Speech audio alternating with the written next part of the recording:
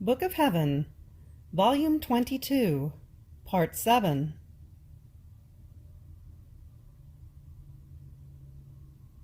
August 12th, 1927. How Incessant Prayer Conquers God. Uproaring of Nature. The Three Little Fountains. Preparations for World Wars.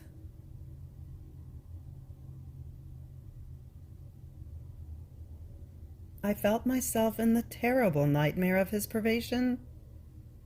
I was oppressed. I agonized. I felt so ill that I could take no more. And my adorable Jesus, after having pressed me well under a press so painful, having compassion for my extreme affliction, clasped me tightly in his arms, telling me, "Poor daughter, how you suffer. Courage. I do not want you to reduce yourself to these extremes. You oppress yourself too much. Yet, you should be consoled. Your interior is a continuous speaking before the Divine Majesty, and a continuous act, and a speaking ever unceasing before God, wanting the kingdom of my divine Fiat, brings with itself the certainty of victory. So either you have won, or you are about to win.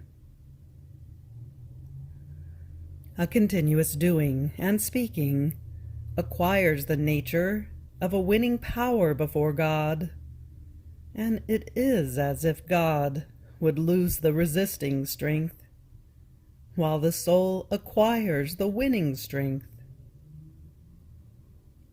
An exchange takes place.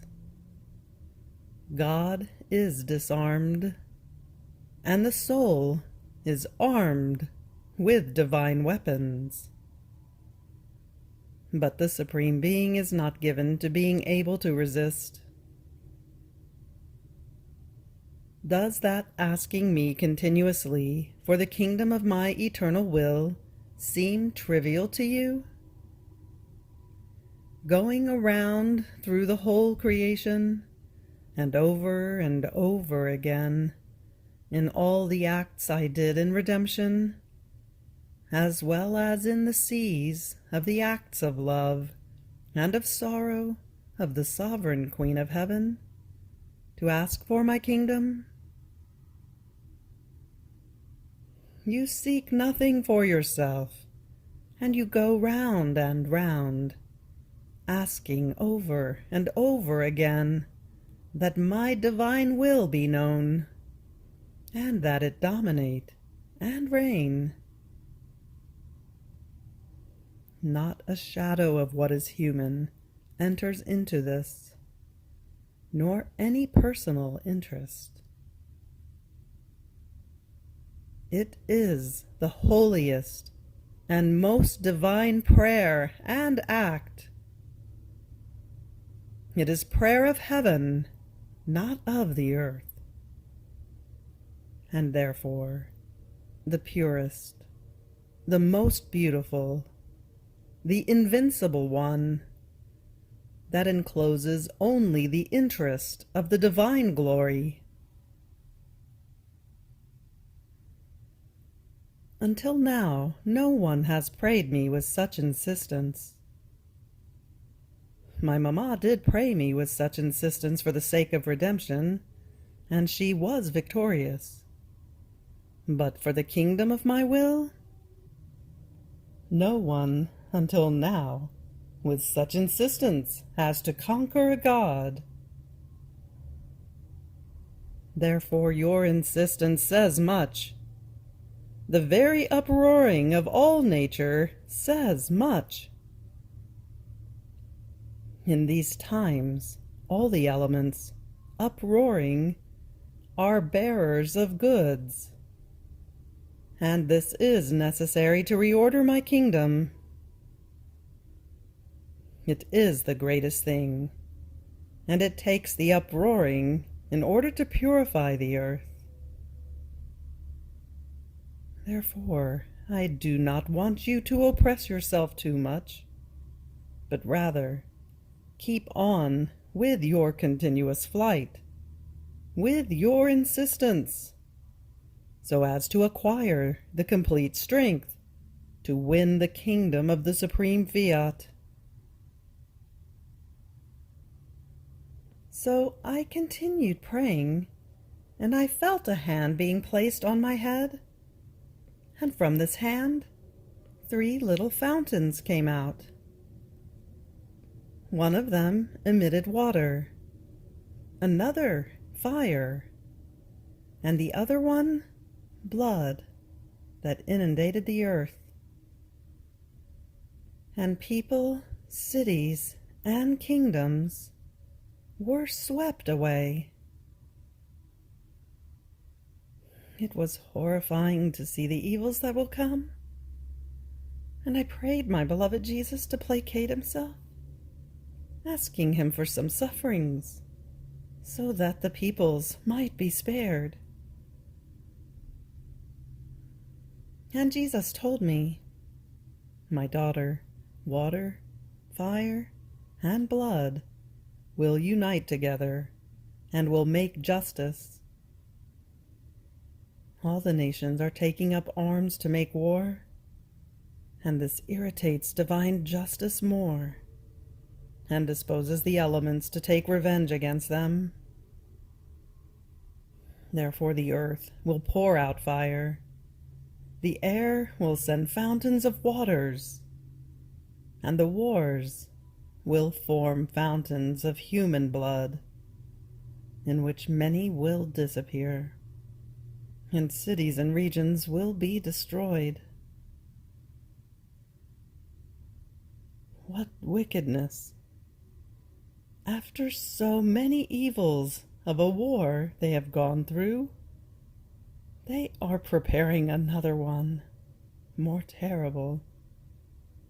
And they are trying to move almost the entire world as if it were one single man. Does this not say that sin has entered deep into their bones, to the point of transforming their very nature into sin? Oh, how ill I felt in hearing this, and I prayed Jesus to put justice aside, letting mercy enter the field. And if he wanted a victim, I was ready, as long as the people would be spared. And if you do not want to concede this to me, take me away from the earth, for I can no longer stay here. Your privations give me continuous death. The scourges torture me.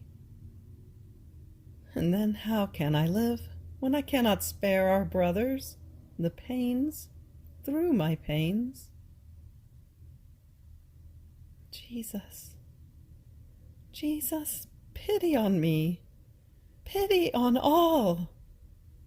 Placate yourself and make your little daughter content. At that moment, I don't know how, I felt myself being invested by pains that I had not felt for some time. I am unable to say what I went through, and this gives me hope that the grave evils may be held back, at least in part.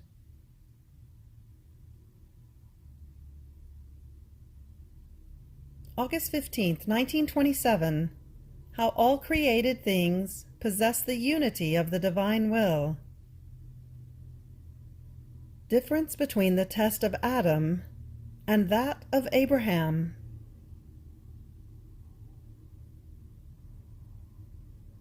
I was going around through the whole creation according to my usual way, to unite myself to the acts of the supreme will that it exercises in it. And my always lovable Jesus, moving in my interior, told me, My daughter, all created things possess the unity of my divine fiat. While it is divided into many acts, these acts are bound together and inseparable from one another in the unity of the same divine will. Look at the sun.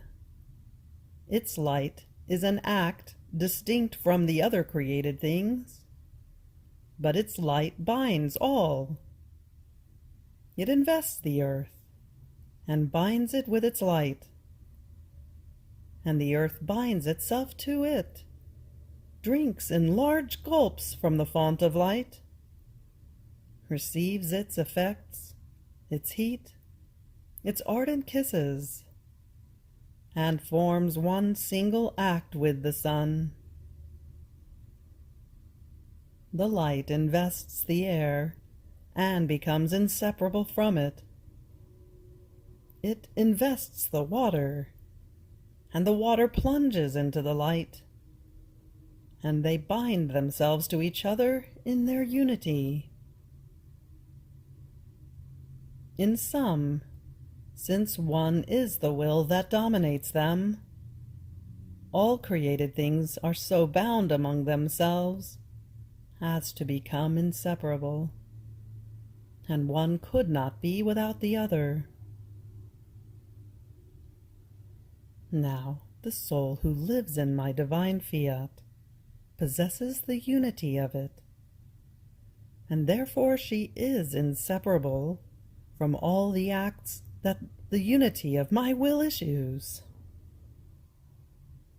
The unity of it binds her to God, and she gives me the glory of the divine operating.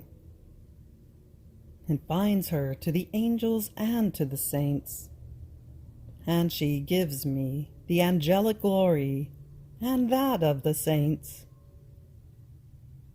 It binds her to all creation, and she gives me the glory of the heavens, of the sun, of the sea, in sum, of everything in which my will operates. She is inseparable from it, and forms her unity with it. Therefore, only one who lives in my will can give me the love, the glory of all creation, and of all redemption. There is not one act of it from which the soul is separated. The other creatures might say it with words, but only one who lives in my volition possesses the deeds.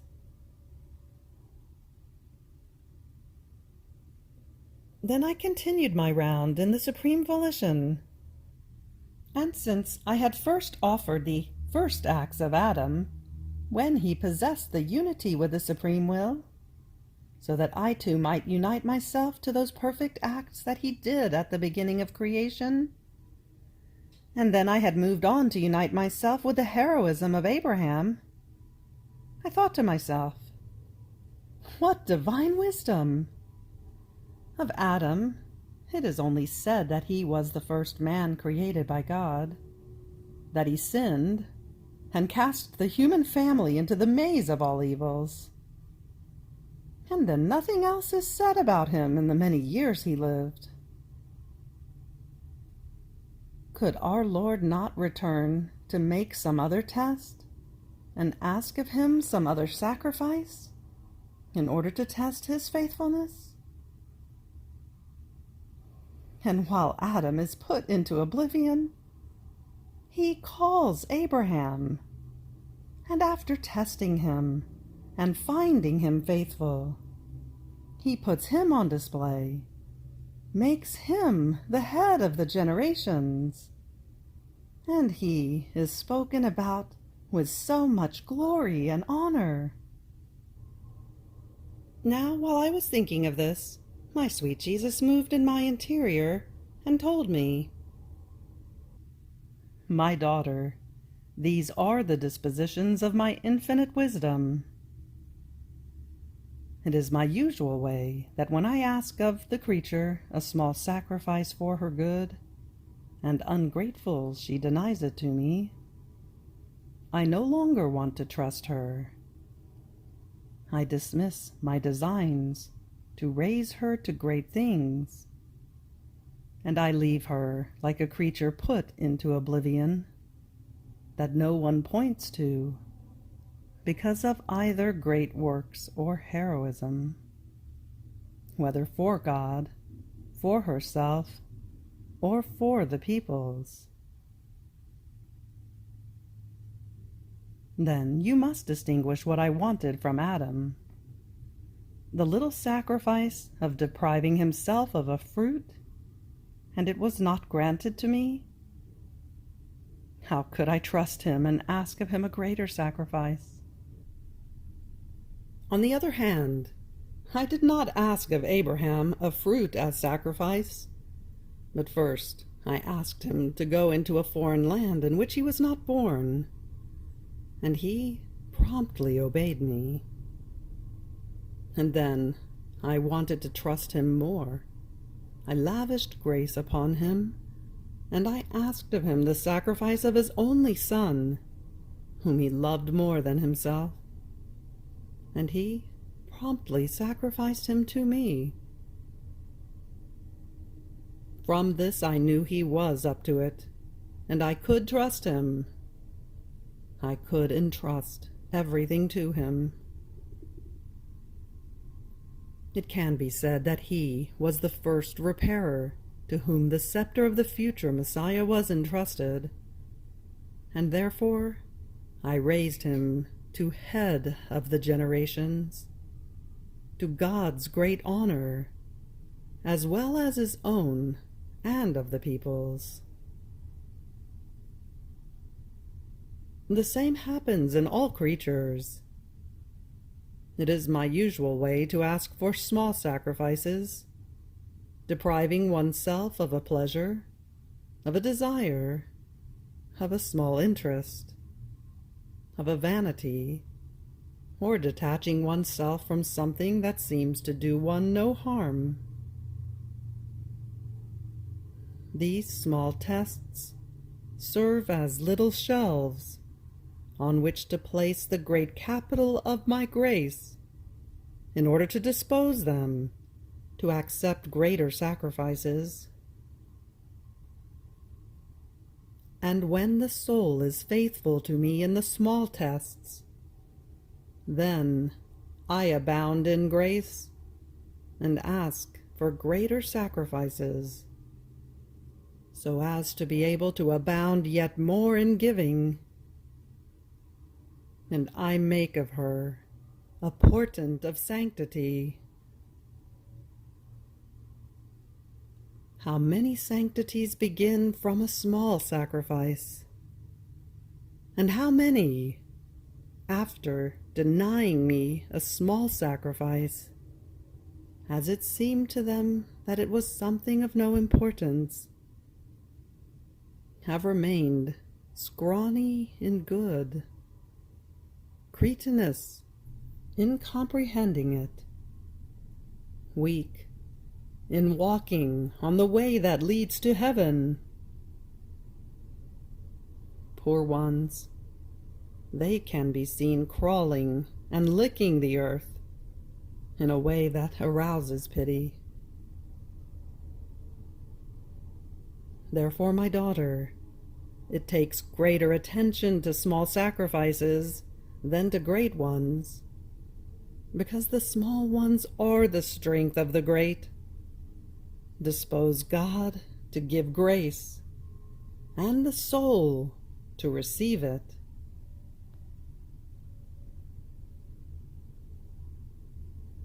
August 17th, 1927. Everything that is done in the divine will becomes universal property.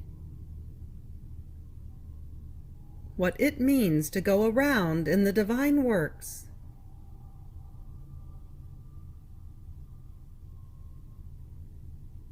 My living in the divine will is continuous, and while I was following its innumerable acts, My sweet Jesus, moving in my interior, told me, "My daughter, everything that the creature does in my divine will is universal property. In fact, since my will is property of God, everything that is done in the divine fiat becomes divine property. And since the Supreme Being, by nature, by right, by creative power, as the creator of all things, is the only universal owner of everything, everything that the soul does in my will acquires universal rights, and everything that is rendered universal becomes property of all. So everyone can take what is rendered universal. More so, since in giving themselves to all, the universal properties of God never decrease. They give and they lose nothing. Does the sun perhaps lose anything by giving its light to all? Or do creatures enjoy its light less because all of them receive it? The sun loses nothing, and creatures enjoy its light just as much, whether there were one creature alone, or it is all of them who receive it. Does God perhaps lose anything because he gives himself to all? Or do creatures receive less because he is the God of all? Not at all. Neither one or the other lose anything. Now, what glory, what honor does the soul who lives in my will and operates in it not give me, as she lays her acts within the universal properties of God, in such a way that, more than sun, all can take the goods of her acts? And what glory is it not for her, as more than sun, she invests all, and with her light goes around all, to feed them her light, her acts, her love. At that moment, I saw as if beloved Jesus were setting off to leave me, and I cried out loudly, "Jesus, what are you doing? Do not leave me, for I don't know how to live without you."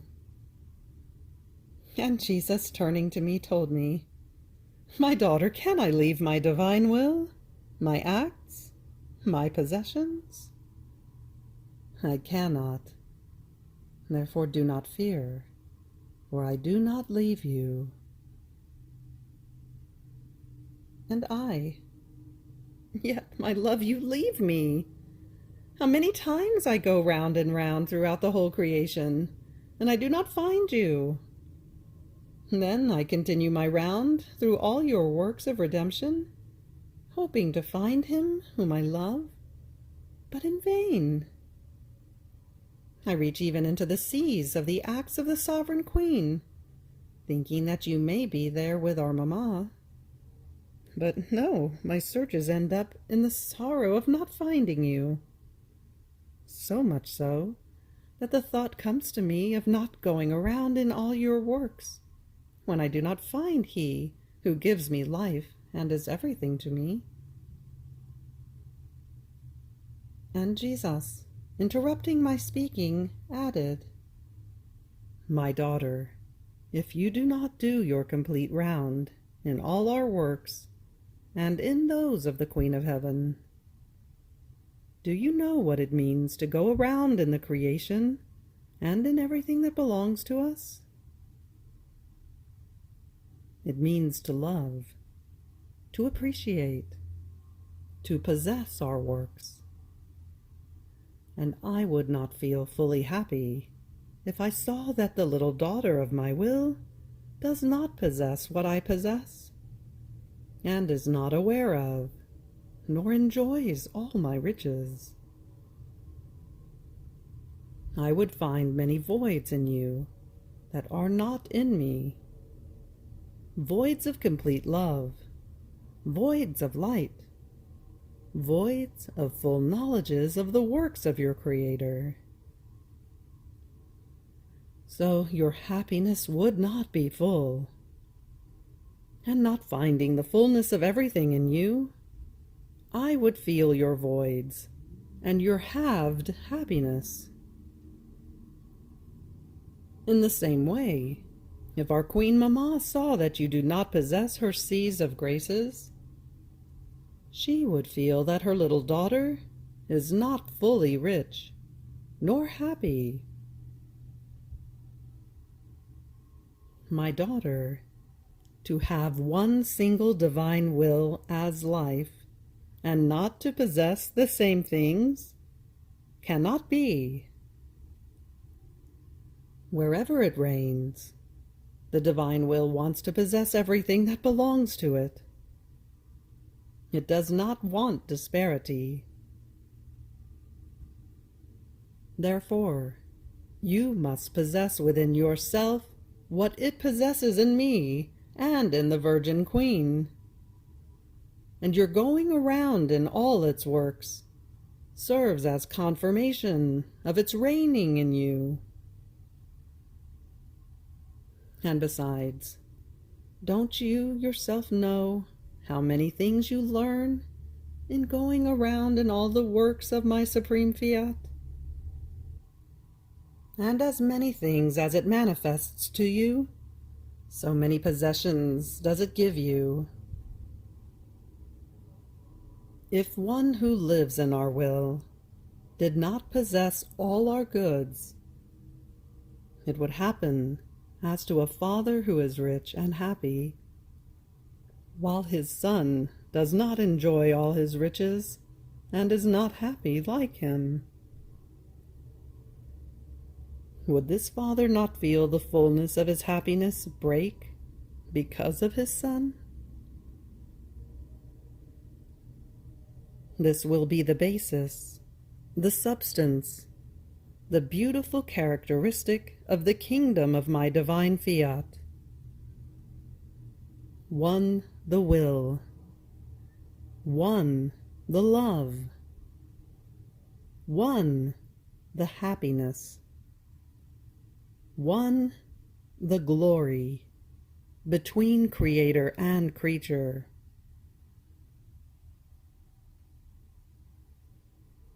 You have reached the end of the Book of Heaven, Volume 22, Part 7. Fiat.